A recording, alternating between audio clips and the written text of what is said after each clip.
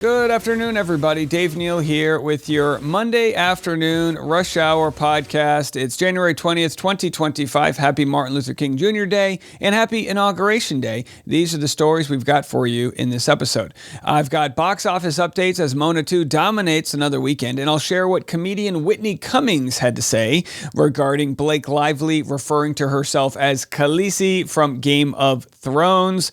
And former Selling Sunset star has moved to Texas following her divorce. We'll cover that. In a conversation about the new the new business venture with the Trump eCoin. I'll have your information on that, how much money was made. Will this be an easy way to, interfere or donate to certain ideologies? We'll get into all that. Plus inauguration news, including stray Louis Vuitton purses left on the streets. And I'll end with some motivation about how to properly navigate the world and focus on the good. Plus, I've got a story of Conan OBrien's podcast producer and longtime business partner and friend losing her home in the Altadena wildfires. All that and so much more coming up next on The Rush. Now, I know some people want the inauguration news, some people don't. There's plenty of coverage here on YouTube today regarding the presidential inauguration. So let's start with some non-election news for once. I think that would be nice.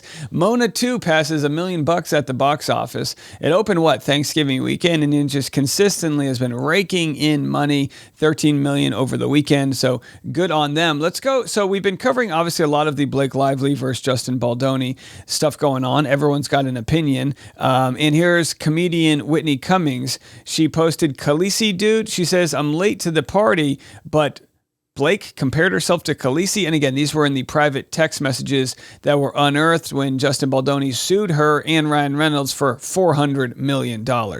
I know I'm super late to this, but I'm kind of at my limit with the Baldoni Blake Lively thing. So I'm just hearing about the Khaleesi text. And she said, I'm Khaleesi, but didn't Khaleesi at the end, burn it all down? Didn't she do something super irrational and unfair and unjust and narcissistic? And, she ended up hurting a lot of people for no reason. And then at the end, we were like, why did we all just go through all this? I mean, maybe, is that what she meant?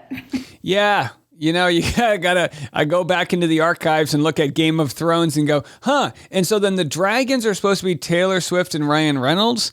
So does that mean that she controls them with leashes or on their back? Maybe the metaphor doesn't completely line up, but either way, pretty interesting clip there.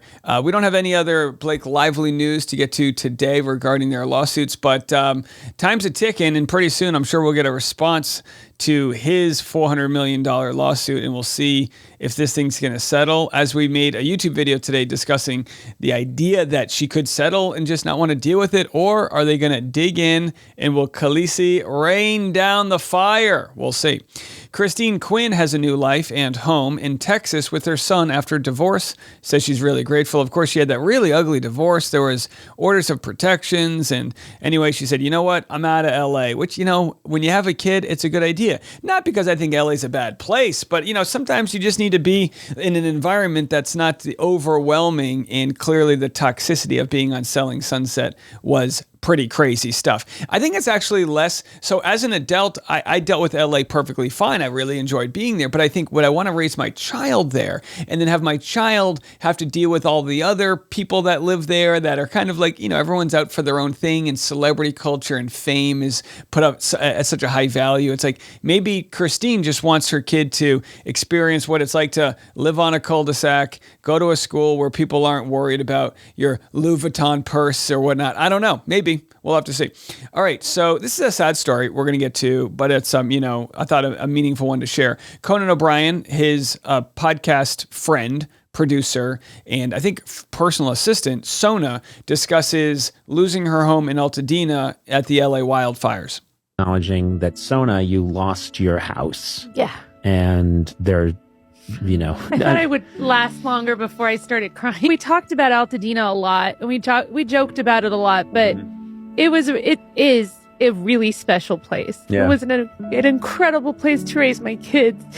And I hope we find a way to get back there. Even after all this, I just, no, I've lived in LA my whole life, and that's the happiest I've ever been. Right. So I just want to make sure people know it's a really incredible place. It's an incredible community. The people there are just amazing. The way that also Los Angeles is just banded together. You've got us, and we will all help you in any way we can. I love you. Whatever you need, we'll all get you through this. And we are a family. And I'm including, oh God, Gorley. Don't do it. I'm going to do it. All right, so then Conan O'Brien can't maintain a serious moment there. But listen, I've been a fan of Conan. I think I get most of my creative inspiration from Conan O'Brien. I used to stay up late to watch him when he was on the Late Late Show. Is that what it was called? The Late Show of Conan O'Brien? Anyhow, another just story, another bummer story where another person shares their experience starting over, losing everything. Speaking of losing everything, in this case, losing his cool, this is very interesting from the Tennis Channel. I don't know why. I just started getting in the Tennis Channel on TikTok. Here is somebody who took their anger out. What happens a lot of times is you'll see a tennis player throw their racket or break their racket. I guess they have GoPro cameras that are in the net now so they can get additional shots. And he tried to beat up a GoPro camera. This actually turns into a great advertisement for GoPro. Have a listen. How big do you think the fine's going to be for breaking the camera in the net? Well, honestly, I hope not too big because probably like the fine is usually for breaking the racket and the camera is going to cost some, but I don't think GoPro is that expensive. But what I have to say is that the camera was very, very strong. I mean, can you, GoPro, hire this tennis player? The camera wasn't expensive and it was very strong. I tried to beat it up mid-match and it took a good hit. Because my racket didn't handle the damage, but the camera did. It broke down, but there was not one piece going out from the camera. Very strong. I was very surprised because when I did it, I didn't want to smash the racket in pieces. And when I saw the racket, I was like, okay, time to take a new one, I guess. So there it is. The GoPro won the match and the tennis racket didn't. I don't know why I found that funny and interesting, but I did. All right, so let's get into this meme coin. This is complicated because for those that don't follow e-coins, I totally get it. But remember Haley Welch, the Haktua girl? She created an e-coin, which is, you put money into this coin and you can trade it and the value goes up and down. And of course, she was accused of scamming her audience because they made money off of the coin and then the coin tanked in value. They call it pulling the rug out.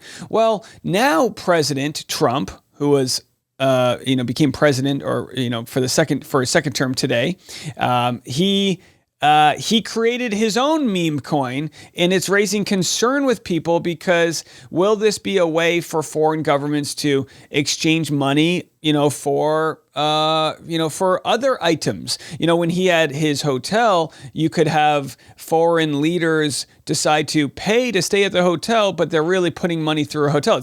It could be a source of money laundering, and we haven't seen this much in the past because we haven't had a president who had so many different business ventures. Trump also has this $100,000 watch. Is it an actual watch, or can foreign people pay money through that quote unquote watch company? I think it's fair to ask because in the end, you want to make sure you've got enough security around decisions that are made from the top that will be made in earnest versus because someone was a higher bidder. I were you and I were like you, up in arms about Joe Biden and the influence of foreign governments, et cetera, I would also be up in arms about this. Why aren't you?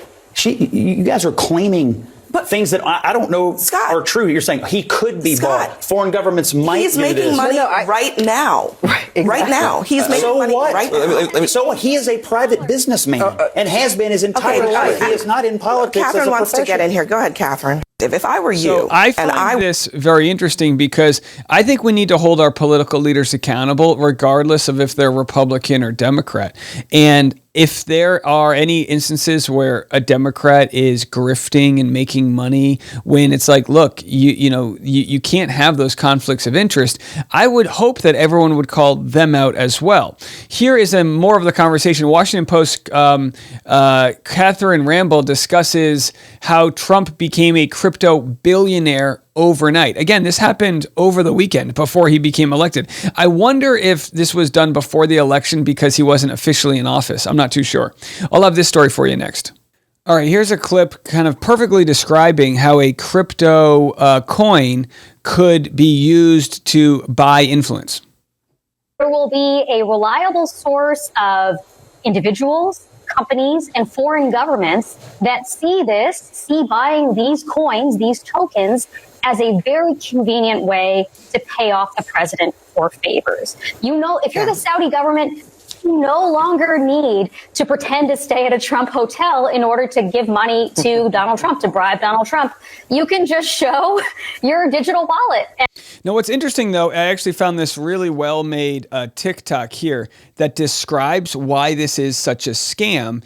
And it's in part because so many crypto, contributors to the election got their guy in office. So there is a very pro-crypto view going through Congress right now. And you might say, what's the big deal about that? Well, it's the fact that it's not regulated in the same way. So there could be a lot of dealings done backdoor to exchange wealth in the hands of those that control the coins. I know it's a little complicated to talk about, but have a listen. 2 days ago, Donnie announced his first crypto coin. And I'm not exaggerating when I say this was one of the biggest scams he's ever been a part of. And I'm going to explain why. But first, we need to understand how crypto quietly reshaped Congress in 2024. I was listening to a podcast about the new Crypto Congress right after the election, and the reporting stopped me dead in my tracks. Nearly 300 pro-crypto candidates swept into the House and Senate, and people are just now starting to see all of the red flags. Full disclosure, I've got skin in the crypto game. When I first discovered it over a decade ago, the potential seemed revolutionary. But like everything humans touch, we found ways to corrupt it. Yeah, we sure did. So he's got a coin. It's valued in the billions. And now Melania Trump has her own coin. And the coins are tied to his... they're tied to his finance campaign. So let's read what this has to say. The critics argue this raises ethical concerns about foreign influence and conflicts of interest, as these coins could be used to financially benefit the president directly while he's in office.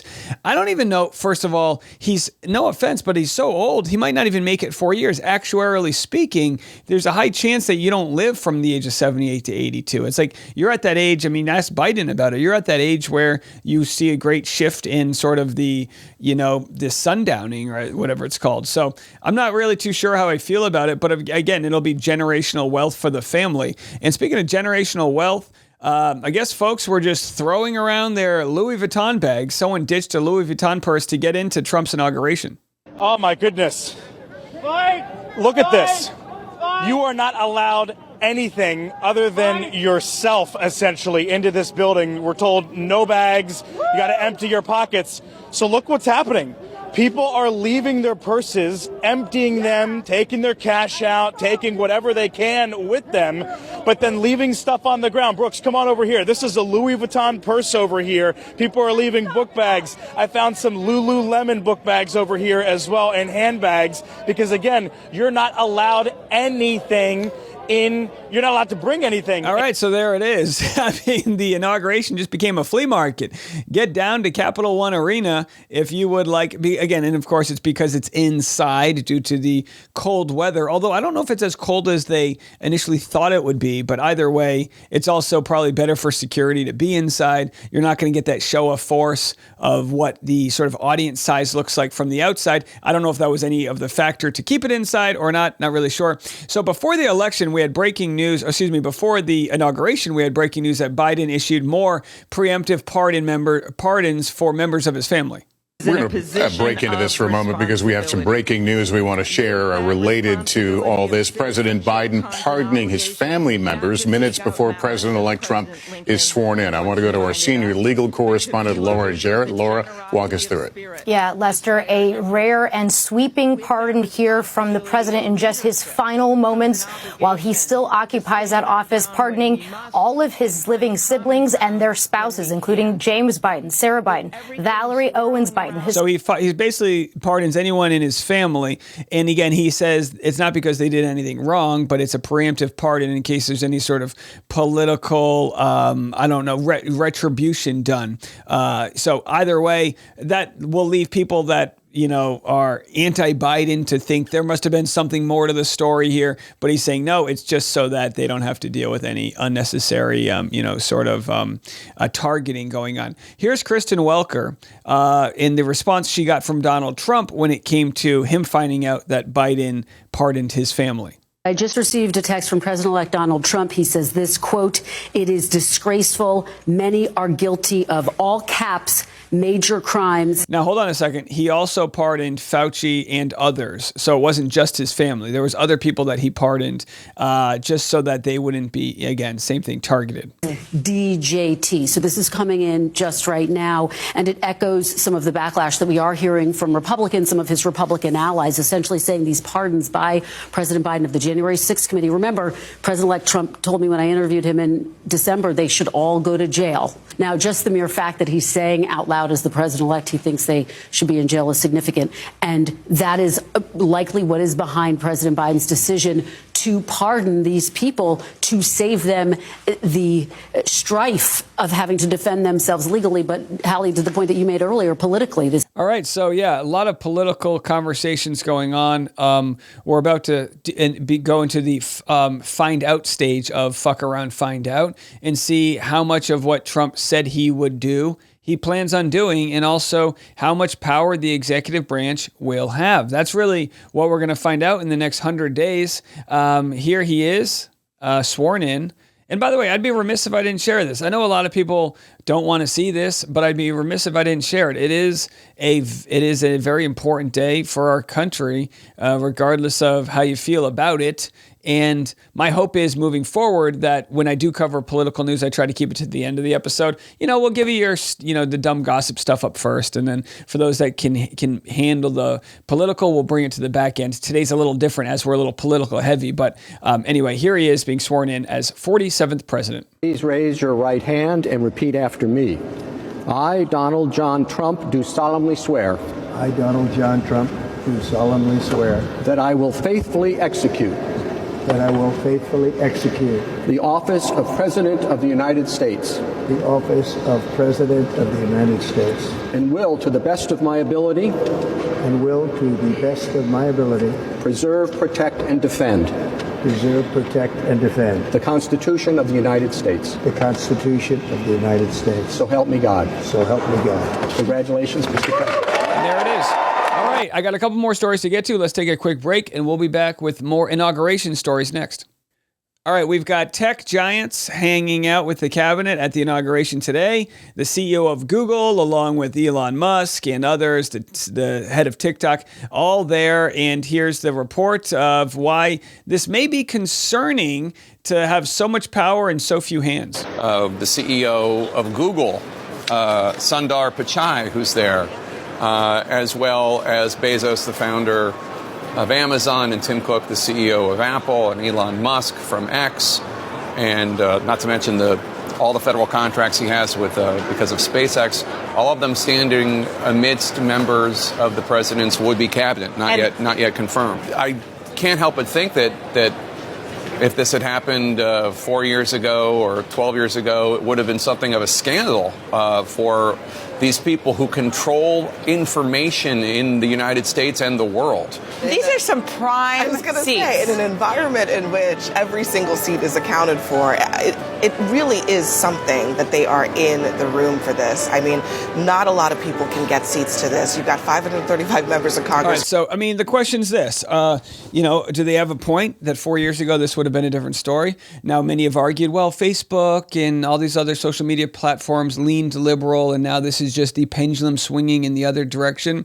Yet to be seen. But, I do think it's interesting. Elon Musk said he was going to stay out of politics when he bought Twitter, and it's obviously become a pro-Trump account. Let's be real, right? So very interesting, to say the least.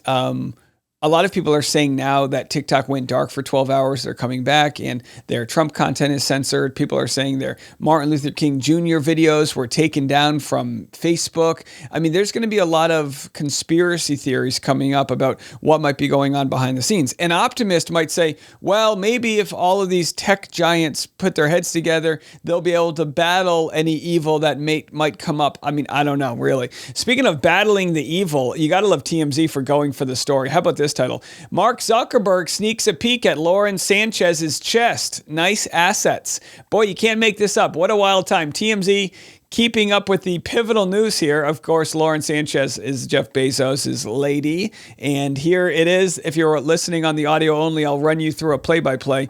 But this is the video of Mark Zuckerberg. Just, he's trying to talk to Jeff Bezos, and Lauren Sanchez is right there, and he takes a couple looks, just one for the old mental, the old database. I'm zooming in on it. There's Mark Zuckerberg. Is she hot or not, Mark? I said that because that was the name of his initial website, right? Hot or Not, I believe, is what was the sort of precursor to Facebook. But either way, another great just humor coming out. Melania's hat. Someone said, why the hell does Melania Trump look like the Hamburglar? She's got a very Hamburglar-y sort of hat on. Maybe it's a French thing. I don't know. I know she's not French, but the hat, who knows? And then others said, well, because she had that hat on, she couldn't physically kiss Donald Trump. They had to do like an air kiss. So maybe that's why she was wearing it. Who knows, folks? Who knows? In other non-inaugural news, here's Spencer Pratt. He's going scorched earth on any of his celebrity friends that didn't promote his wife's song. And I get it, because he's trying to get as much momentum for him and his family after losing their house in the wildfire. So he's going off on Call Her Daddy's Alex Cooper because she wasn't supporting him. And look, you got to give him credit. He's taking care of number one. This is kind of like when I was calling people out for not covering the Bachelor Clayton Echard story. And, people didn't understand how personal I was taking it, but I was being threatened with a $120 million lawsuit. Still am, to be quite honest. And for me, it was like, what's more important? That I don't ruffle the feathers with people in Bachelor Nation, or that I fight for my family? And what you learn is there's nothing more important than the fight for your family. Here's Spencer responding to the question about why Alex Cooper has stayed silent regarding their sort of beef going on after he called her out and after he wasn't able to get in touch with her. Oh, that's right, Lola. Of course, she re-uploaded the interview on YouTube. A lot of people for so long have also been asking me like, oh my gosh, was that real? Of course it was real when she said all those shady things. That was her way of like saying what she wanted to say, but not getting the real Spencer response. And then that little skit, ready? So that was, of course, when she interviewed him, she asked him like, how's it like to be a has-been? She said all these mean things to him. They did it as sort of a joke and he stormed off. But as he's about to share with you, she made him redo it because his response was too mean. For a little breaking news, little BTS, I did my skit the way she wanted to do the skit. She made me do a take two because what I said about her and her podcasting and her future, she didn't want that in the podcast. So we actually had to do a take two, like a real fake reality show, because she got to say what she wanted to say. And then my response to her, she didn't use that. I had to then redo it and do a more toned down one because she didn't want her audience to really know what's up about her. So hold on, I got to... Jeez. All right. What a world we live in, 2025, where audiences are taking the side of Spencer Pratt over Alex Cooper, the biggest female podcaster in the world. All right. Let's go to some motivation. Let's clear the deck here. Tony Robbins gives some good advice on keeping your eyes on the prize. Have a listen. You have to decide what to focus on. Now, again, if you don't think about it, you'll be triggered by the environment or you'll be triggered by your habits. But whatever you focus on, that's your experience of life. I always tell people you don't experience life. You experience the life you focus on. Right now, you could focus on something and get yourself pissed off. If it's not in your own life, it could be about other people, right? You could find total joy in this moment or gratitude if you focus on something else. So we don't experience life. It's what we focus on. And what we focus on, we feel, even if it's not true. So if you think somebody is taking advantage of you, you get all angry, and later on you find out they did and you feel like an idiot, right? But when you were focused on it, it was real to you. So it's just like what Einstein said. If you decide to live, the most important question in life is, deciding if you live in a friendly world or an unfriendly world. And it's kind of like when they look at the quantum particles, is it a wave or is it a particle? They were actually able to say, if you were looking for a wave, you found a wave. And if you were looking for a particle, you found a particle. So this idea about everything already exists, it depends on what you focus on. There will always be road rage on the roads if you look for it. There will always be someone who's coming out to get you if you look for it. And there will also always be generosity, love, and compassion in this universe. What are you looking for? It's a tough time for some people out there right now. I empathize with that in ways you probably couldn't even imagine. With that said, double down and focus on those that love you and let that expand versus all of the hate that's out there. At least try your best. We have to. We have no other choice. I'll be back in the morning, and if you want to check out my video today on YouTube, I covered Blake Lively and Justin Baldoni. Go check that out, and if you want to donate a little bread to the tip jar, you can join me on Patreon, where we have a private membership-only live stream every morning. That's patreon.com/Dave Neal. Otherwise, we'll see you then. I'm Dave Neal, and this is The Rush.